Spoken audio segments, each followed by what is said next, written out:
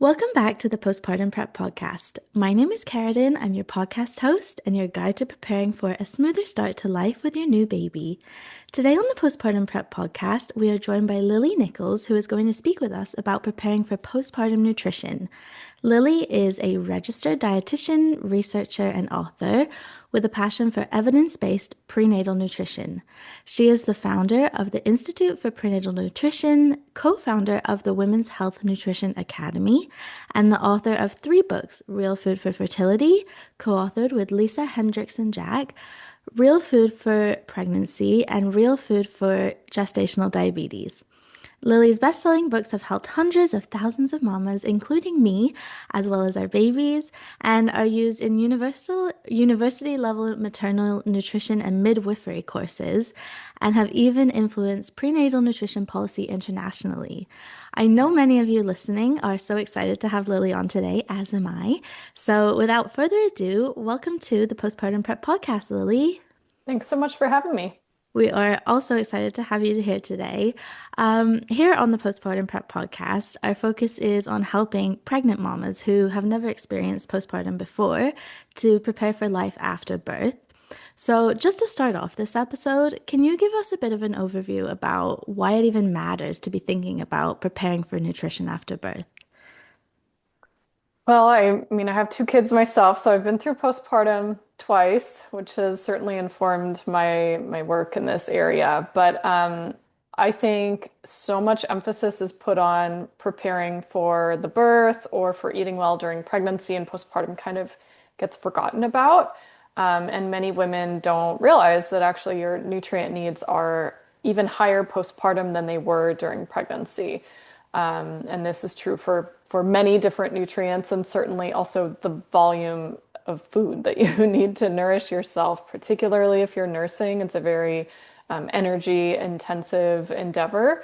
And if you're going into postpartum a little bit blind, as many of us do, I mean, I know I did, even knowing what I know, I still went into my first postpartum underprepared, food wise. You don't kind of can't anticipate when it's your first baby how little time without an infant in your arms you will have, how you maybe won't have the wherewithal or energy or whatever to like get into the kitchen and be cooking again, right? So if you could do some preparation ahead of time or have some sort of a plan for how food is going to make it to you, like in many cultures, you have an older female family member cook for you, maybe that's your mom, your mother-in-law, your auntie, your grandma, your whoever, friends and family, people do meal trains or a meal delivery service, even something where the food is coming to you. So it's something taken off of your mental load because you are really in it's a 24/7 job and you kind of like arrive to it pretty much instantly. And so if you have some, expectation of I'm not really going to be in a place where I'm cooking for myself right now, whether that's prepping food in advance or having people help you out. It really, really goes a long way into helping with your recovery. Yeah, I think when I was a first-time mom, like I had no idea how impactful nutrition was when it came to recovery. And I love that you mentioned also that the nutrition needs of postpartum can actually be higher than pregnancy. That was something I was completely blindsided by. Can you explain to us why this is and kind of what the differences are between the nutritional demands of pregnancy versus postpartum? Yeah, and I think many women are surprised by this, right? So, in pregnancy, we have higher energy and nutrient demands, higher protein needs. Postpartum, those actually go up even further. So you have, I mean, people kind of understand, okay, if you're nursing, your energy needs are going to be higher because it takes energy to make milk.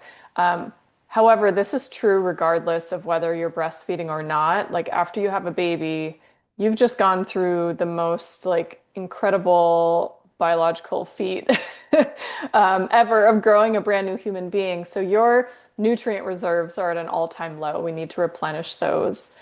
You've just gone through birth, and depending on how birth went down, whether it was a physiologic birth or a surgical birth, either way, there's a lot of energy used up in that process and or energy needed to recover from birth. So say you had like you were in labor for a day or two, or maybe even longer. That's like running a marathon or several marathons, and you need to replenish the energy burn during that process.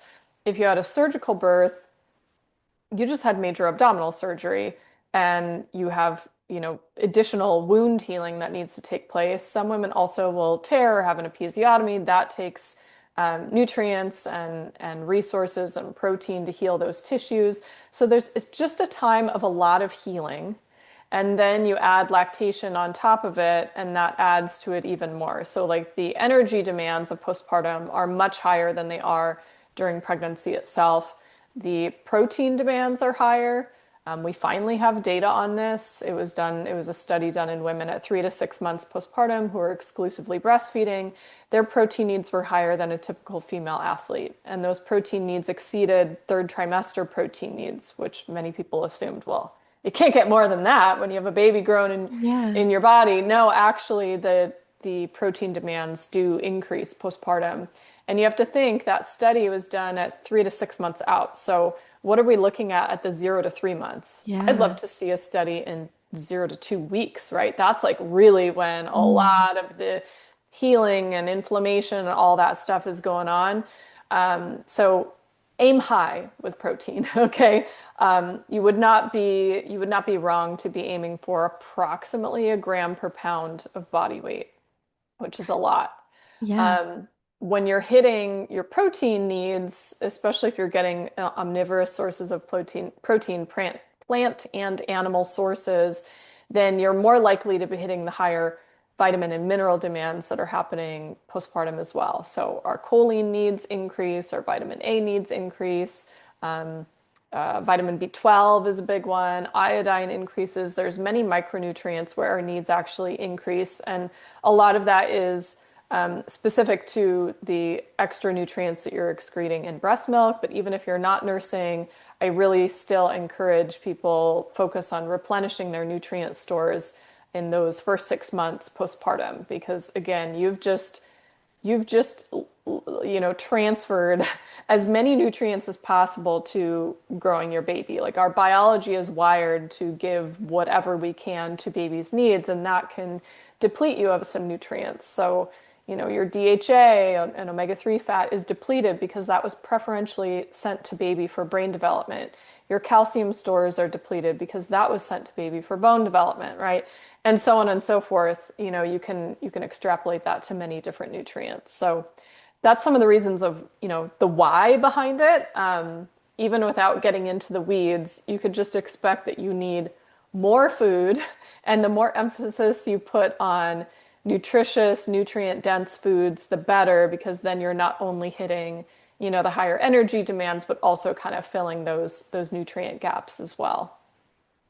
Yeah, I learned firsthand the downfall of not really focusing on replenishing those nutrients. And for me, even like 18 months down the line, I was still completely like chronically fatigued, and I ended up having blood tests done and all these nutrients I had to start taking supplements just because I was so depleted.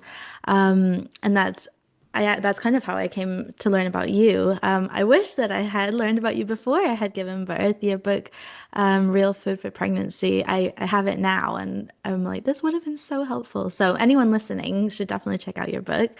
I wanted to ask you specifically about breastfeeding nutrition, but I kind of wanted to just touch on something that you had mentioned about an omnivorous diet. Is that compared to like a plant-based diet or like a carnivore diet? Kind of, what's kind of your take there? Yeah, so omnivorous means you eat both animals and plants. My opinion is you're getting the best of both worlds eating that way. I mean, you look across the world and you don't find a free living, entirely vegan population that is able to self-sustain its population for very long. Um, you will see pockets of almost carnivore if you go to extremes of latitudes, like really cold climates. If you go all the way up to the north of Alaska and Greenland, they're getting a very small proportion of their diet from plants, simply because you're in the dead of winter for a very long portion of the year. You don't have sun up there. So what do you rely on? Whatever you gathered in the summer and preserved, and then whatever animal foods you can hunt or fish. But vast majority of humans are in climates where they're eating a mix of both. Mm. So the animal foods become essential for a number of different nutrients that we simply don't find in plants or don't find in the right quantities or forms in plant foods to fulfill our needs. So there's many different amino acids that we are not finding in plant foods. And for people listening, yes, I'm aware you can combine plant proteins, create a so-called complete protein, but it goes beyond just the so-called essential amino acids. There are a number of amino acids that they call non-essential, even though that's never scientifically been proven to be accurate, that we actually do need for optimal health and we do need to provide in times of stress. And I consider the times of reproduction, pregnancy, as well as postpartum and lactation as times of increased nutritional stress. So you do want to be having a dietary source of amino acids like taurine and creatine and carnitine that you only find in animal foods. On top of that, you just lost a whole bunch of blood at birth. Even if you didn't have a postpartum hemorrhage, you lose blood at birth. And so we need to be getting as much bioavailable sources of iron and also blood building nutrients. So iron, B12, riboflavin, folate, B6, glycine, methionine, on and on, vitamin A, that you're getting primarily or in some cases only in animal foods. So we want to be like rebuilding our blood. But you also do want plant foods as well. Like there are things that we get mostly or only in plants. Vitamin C we get for the most part mostly in plants. You get high concentrations of folate mostly in plants. You're gonna kind of struggle to hit your potassium needs if you're only eating animal foods and not eating plants. So you want a balance of both. There's benefit to our microbiome and our digestion and everything and having some fiber in there as well. So we're getting our fiber from plant foods. So I think the best balance to make sure you're not depleted in something or creating some other metabolic issues would be to have a balance of both personally. I know some people do kind of end up on the extremes. My recommendation is you're just checking in with a health professional or getting necessary labs if you do fall into either of the dietary extremes. Mm. Yeah, I think actually I should give some context too. I kind of mentioned about my journey with like feeling very depleted postpartum. And I, in the 5 years running up to pregnancy, had been vegan, and then I was vegetarian until I was about 6 months postpartum. So all throughout pregnancy and early postpartum, I'd been vegetarian. And I kind of started eating meat actually when my son started solids because I was just like, I wanted him to eat meat and I didn't want to cook 2 meals. And I did start to feel much better. And then when I kind of came to you and I saw this post that you had done about how just, I feel like one of like the things that was very misleading to me when I was pregnant was about, you'd see things like iron or B12 and you'd read like, oh, it's in these foods. So I would eat these foods that it said it was in, but it was this post that I'd seen of yours kind of showed like the levels of, for example, iron in meat versus the levels in these supposedly like high iron plant-based foods, but just how comparatively low it really was in iron. And I think it was quite misleading to me when I was pregnant to think that I was eating these really high iron foods, but that was just because it was like high iron for a plant-based food. And obviously, I know maybe you can explain a little bit as well about the difference in types of iron, I think, between Yeah. plant-based versus. Yeah, I think what you're referring to, I put out an article on my website, and I also, of course, shared it to social media on iron, not only the iron content of plant versus animal foods, but how much you actually absorb. So the form of iron in animal foods is called heme iron. The form in plant foods is called non-heme iron. So in animal foods, it's bound to protein and it's highly bioavailable to your body. So what I did in that article is because I've had similar qualms with this issue, working as a clinician. When I started in a perinatal office, I like inherited all the handouts from the prior dietitian, and the handout on iron had almost all plant foods, and like at the bottom there was a few animal foods. So I'd like, the spinach and the black beans and the raisins and whatever. And I'm like, well, really, how much iron is actually in here and how much do you actually absorb? And when you start to dig into it, you're really not absorbing the vast majority of plant form iron. So not only is it lower concentration, but it's a lot less bioavailable. Because I kept having vegetarian clients come back terribly anemic despite including all the iron-rich foods and doing all the right things. It was like this isn't working for them clearly. And then, of course, if you go the route of supplementation, conventionally, you're often put on really poor bioavailability forms of iron, which is a whole separate topic. So, anyways, in that article, I was trying to like communicate not only to women themselves, but also other healthcare professionals who are educating on this that like you can't just like give a list of iron-rich foods and have like spinach and raisins on there and have that be equivalent to animal sources of iron. They just don't move the needle on, Mm. iron stores and iron labs the way that you'd expect. So we Hmm. created a whole bunch of like infographics that show you the comparative amount of iron between separate animal and plant foods. And then from the perspective of absorption, if you wanted to match, like, okay, we're absorbing, 1 milligram of iron from this animal food, and we want to absorb 1 milligram of iron from this plant food, what is the portion size of those foods actually needed to get you to that point? And you'll see that it becomes rather, kind of comical looking I at the think it was plant food those, options. yeah, like 50 heads of broccoli to have like one, or 50 cups of broccoli for like one steak or something like that. Yeah, yeah, like one burger patty or something like that. Yeah, Yeah. exactly. People can look up the post if you just go to my website, lilynicholsrdn.com, search iron. That article should come right up and you could see the graphics we're talking about. But yeah, I think it was a helpful visual for people to kind of understand because you know, I was a former vegetarian. I have many loved ones who are vegetarian and vegan, so I understand all the reasons for and against eating animal foods, and I'm really honestly very compassionate for people's choices in that area. Hmm.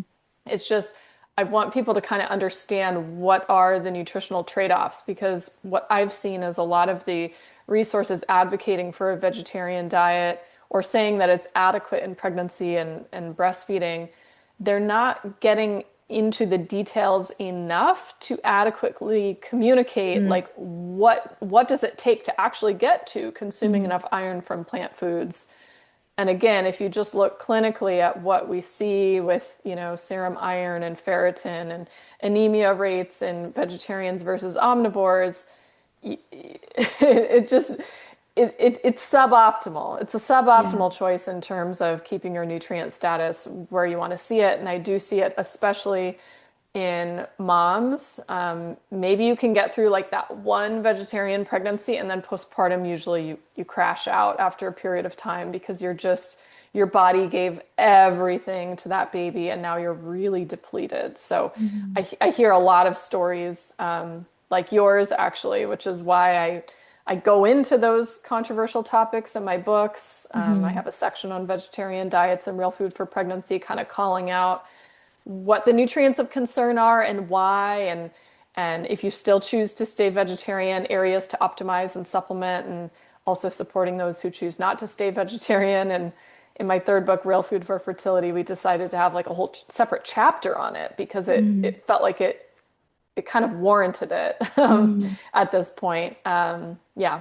Yeah, I was gonna mention your book Real Food for Pregnancy and the section on kind of vegetarianism in there, because that was really helpful for me. Even just to see, because it's not just like you can't be vegetarian, but there are like very practical kind of, well, for this nutrient, you're gonna need to maybe try these foods, or like the reality is maybe for certain nutrients, it's gonna be really, really hard. But and I think just that's how you support like informed choice rather than just these pamphlets that are like, just eat some beans and spinach. Right, right. I wanted to move into talking about nutrition for breastfeeding. So I did your Women's Health Nutrition Academy, the course you have about nutrition for breastfeeding, and I was completely floored by just realizing, I think you hear a lot in some senses, I'm sure we don't want to like scare moms into thinking, your breast milk is always the best thing for your baby. And all the research that's done on the benefits between breast milk versus formula does support breast milk no matter kind of what your nutrient intake. But at the same time, there are certain nutrients that it can matter about your intake for your breast milk. So, and I was just completely surprised by that when I learned that in your course. So, I was wondering if you could just give us a little bit more information on that for any pregnant moms who are listening and they're planning to breastfeed, what they might need to know before they give birth and maybe how they can get prepared. Yeah. So, I mean, the advice that I got when I was nursing, and I'll say that, I worked with a really fantastic dietitian, IBCLC, some of the best trained lactation consultants out there, um, who was fabulous. And she said something to me that just like didn't sit right, which was that, well, it really doesn't matter what you eat, baby's going to get everything that they need from your milk. And it's like, okay, I mean, that kind of makes sense, except when you start looking at all the data on, the way that farmers supplement their cows with special rations when they're breastfeeding or, lactating.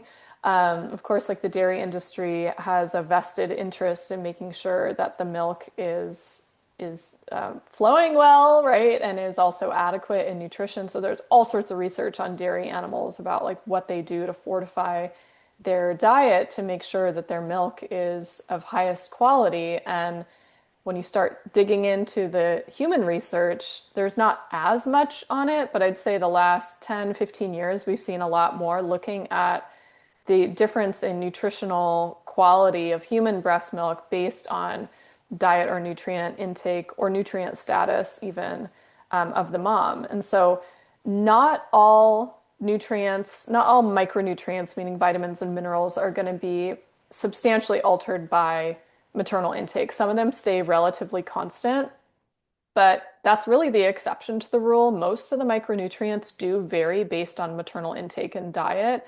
And there's actually like a lot of research on it. So even though it's controversial and we don't want to be scaring moms, and certainly you don't have to eat perfectly or like withhold breastfeeding and give formula on a day where you don't eat well, like that's not the message we're trying to communicate here. I'm looking at it from the standpoint of, okay, this is like one more reason we want to prioritize postpartum nutrition. It's not just about your own recovery, but you can even enhance the quality and the nutrient content of the milk that your baby's consuming, which is optimal for their development and their brain health and all these other things. So there's a number of micronutrients that are affected by maternal intake. A small handful of them would be DHA, so omega-3 fat. We see substantial variation in DHA content of human milk based on maternal intake. A lot of that has to do with your seafood intake and or supplementation with a preformed source of DHA. So meaning fish oil, cod liver oil, krill oil, something like that, or for vegetarians, an algae-based DHA supplement. Flaxseed oil doesn't move the needle because it's not a DHA form of omega-3 and our body can't convert enough. So you can supplement all the flax oil and chia seeds and walnuts you want. It does not increase milk DHA, which is fascinating. Vitamin D is another one. If moms get enough vitamin D, their milk also has enough vitamin D, making an infant vitamin D supplement unnecessary because they're getting enough from the milk. The majority of women are not getting enough vitamin D, which is why we have separate recommendations in the US for an infant vitamin D supplement.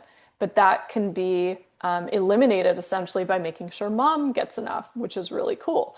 B12 is another example. So we have like tons of case studies on infants of vegan and vegetarian mothers or otherwise B12 deficient mothers, because you can be B12 deficient for different reasons. Um, where if the mom is deficient in B12, eventually the milk becomes deficient and then baby becomes deficient, and that can cause actually irreversible neurological damage to the baby in about 50% of cases, which is wild. So if you have any question about your, B12 intake or status, certainly if you're vegetarian or vegan, stay on a B12 supplement postpartum. I just encourage everybody to be staying on a high quality prenatal throughout nursing, which would typically cover that. But if you're severely deficient, some people do need extra B12. But that's just three examples. Like there are so many other nutrients where maternal intake does affect milk levels. And it's logical when you think about it. Like you're making milk from your own body. So if your body is lacking in essential nutrients, essential meaning you have to get them from an outside source, aka food, or in some cases supplements. Your body can't just create it out of nowhere, right? So hence, if you're deficient, the milk becomes deficient as well. So again, like I'm looking at this from the standpoint, if we can help support moms with their optimal nourishment and recovery, we're also helping baby and getting the most, optimally nutrient dense milk possible. Yeah, that's great. Thank you for that overview of how it can impact breastfeeding as well. And I think also, obviously, yeah, thinking about the mom's then depletion. I know you mentioned DHA and if the baby might not be getting enough through the milk, but also for the mom, like her DHA. And one thing that always stands out to me is we talk about these things like mom brain or like brain fog after birth, and how that can actually be a symptom of DHA depletion, right?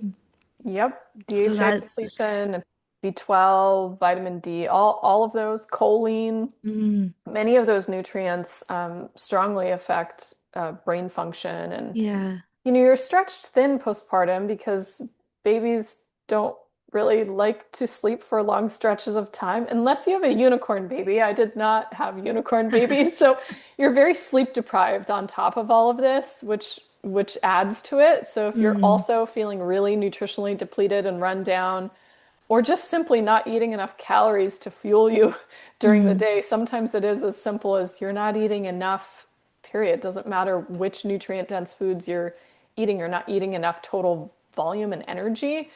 Yeah, you feel really rotten. So, mm. yes, absolutely. Does sleep deprivation like give an extra kind of nutritional demand? Just the sleep deprivation alone.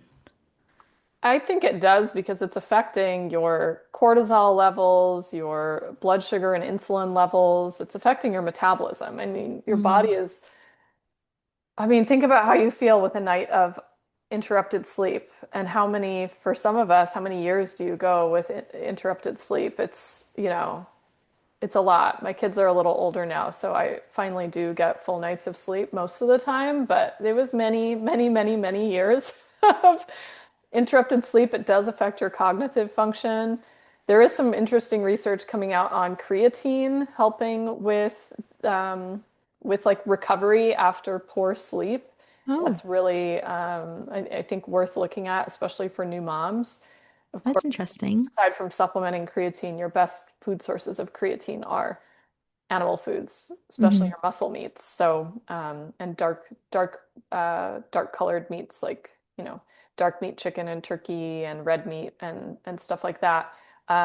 So, if you're noticing a boost in energy from eating those foods, creatine could be part of the equation on that, probably not the full thing. It is something also that could be supplemented.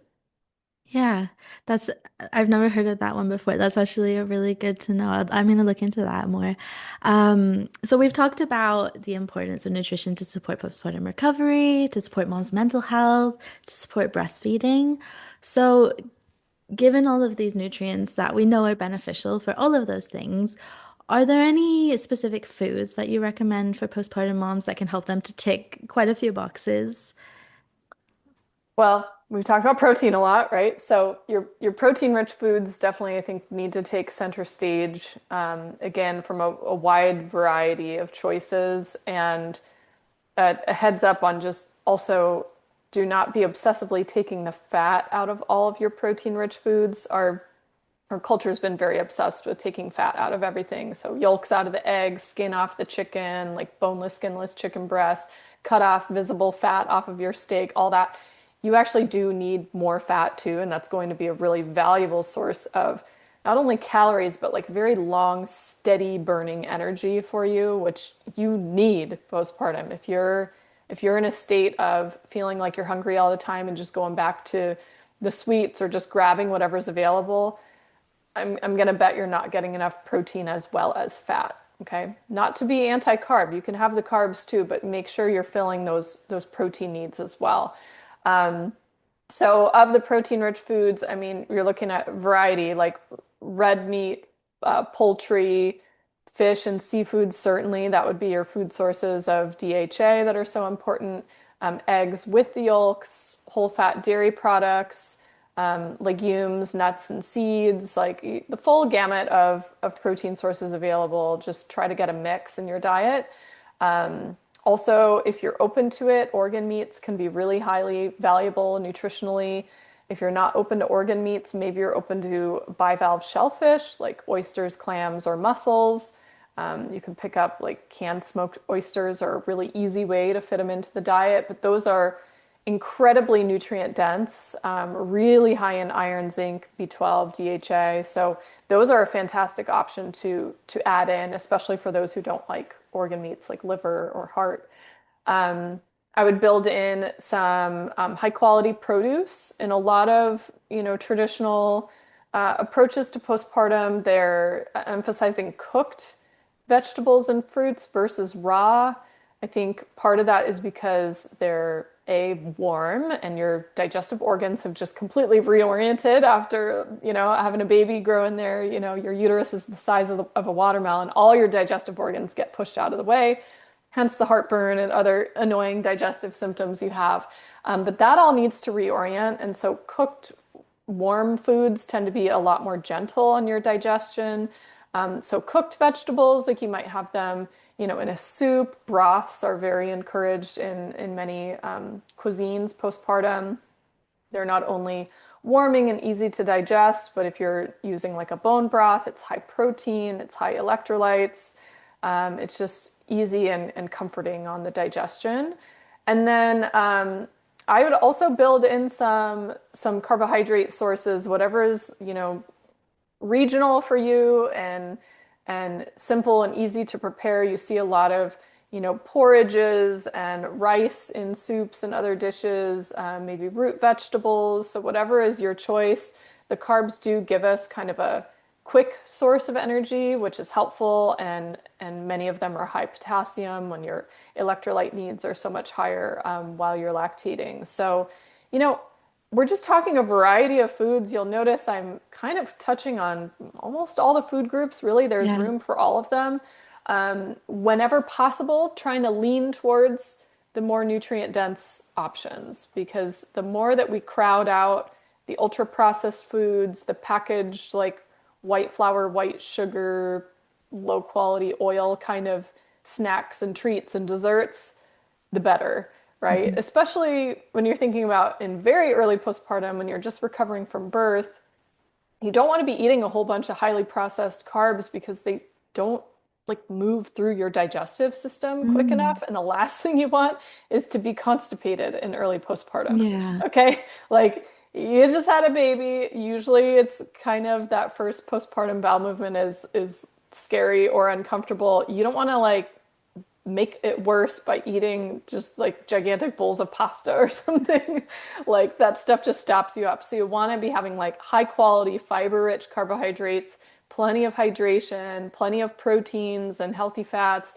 That helps like keep everything moving, as well as helps with your healing. That's great. I think yeah, I love how you mentioned just a wide variety is great. And you mentioned some warming foods as well. I know that we haven't really touched on kind of traditional postpartum too much, but that is, yeah, like you said, very common in traditional postpartum kind of practices. We're coming to the end of our main episode. We're going to go on and record our Q&A in a moment. So anyone listening, keep an eye out for that Q&A where we will, I know you mentioned on organ meats. That's going to be one of the questions that was submitted for the Q&A. So if anyone was curious to learn more about that. Um, Before we end, one question that I ask everyone that comes on the podcast is, do you have any advice if you could go back to yourself when you were pregnant with your first baby? Any advice at all that you would have wanted to tell yourself? Yeah, back with my first. I would have told myself to do a little more preparation for postpartum. So, um, I put so much energy into planning for a birth, that I wanted. And I still think it is very much of value to put energy into planning for the right, setting and providers and people to be present at your birth so you can have the best possible outcome. I don't regret any of that, but I wish I had also put a little bit more emphasis onto postpartum prep. So, you know, lessons learned, right? There's a reason the last chapter of Real Food for Pregnancy is all about postpartum and the fourth trimester and healing and nourishing yourself and nutrient quality of breast milk. Like that's all in there. And it's a very long, detailed chapter because I started writing that book at 10 months postpartum. And I applied much of that to my second postpartum. And I've written about this on my blog. I have an article on postpartum, I think I call it Real Food Postpartum Recovery Meals. So check out that resource. It's free on my site. But what I did in my second pregnancy is I started prepping food for postpartum about halfway through my pregnancy and stocked my freezer. I also had learned that, it's okay to ask for help. So I invited my mom to come and stay with us. She stayed with us for a month. She's like, "Are you sure? Are you sure?" I'm like, "Yes, please stay, stay." Especially when you have a toddler, help with the toddler so I Oh could just lay gosh, here with the yeah. baby, right? So I learned a lot through that first one and was able to have like a very nourished and much more relaxed postpartum as a result. So if I could go back to the first time, I would have done more work on freezer meal prep. I would have expected a lot less of myself postpartum, like being less up on my feet, less using my, you know, thinking brain, and asked for and yeah, really asked for more and welcomed more help. You're not going to get a badge for like doing it all alone. I tell you, even if you're accepting all the help, you're doing a ton. Like you're, you really are. And it's a you've succeeded for the day if you have eaten some food and kept baby fed and clean. Honestly, like you Yeah. just lower your like expectations of how many other things you're going to accomplish at the same time that you're in the newborn phase. So Hmm. again, a lot of lessons learned. I was a lot easier on myself the second time and a lot more prepared. So Hmm. Thank you for that. yeah. My last question for you, for this episode is where can people find you if they want to learn more about you? So you can find me on my website, lilynicholsrdn.com is the best place. You'll find all my books. You'll find my blog articles. There's a search bar so you can search various topics. I have a bunch of freebies, so check those out. I also have information on my professional mentorship if you're a healthcare practitioner listening and are interested in the Institute for Prenatal Nutrition. And then briefly, social media, I'm on there as well. Maybe not as active as some people. I have a love-hate relationship with social media, but my Instagram handle's the same as my site. So it's Lily Nichols RDN. I actually follow you on Instagram and I love all of you kind of share sometimes your meals that you eat. And I Mm. find it really good inspiration for like often very quick and easy meals that are just like very nutrient dense and delicious. Yeah. Well, thank you so much. For everyone listening, make sure to tune into the Q&A, which will be released after this episode. If you're watching on YouTube, please be sure to subscribe so you don't miss a video and leave a comment letting us know how you will be preparing for postpartum. If you're listening as a podcast, please be sure again to subscribe. And if you want to support the podcast, I would really appreciate if you could take a moment to leave a review. Before you go, please share this episode with another pregnant or postpartum mama who would benefit from this episode. And thank you for listening. And thank you again, Lily, for joining us today. And we'll see you in the next episode.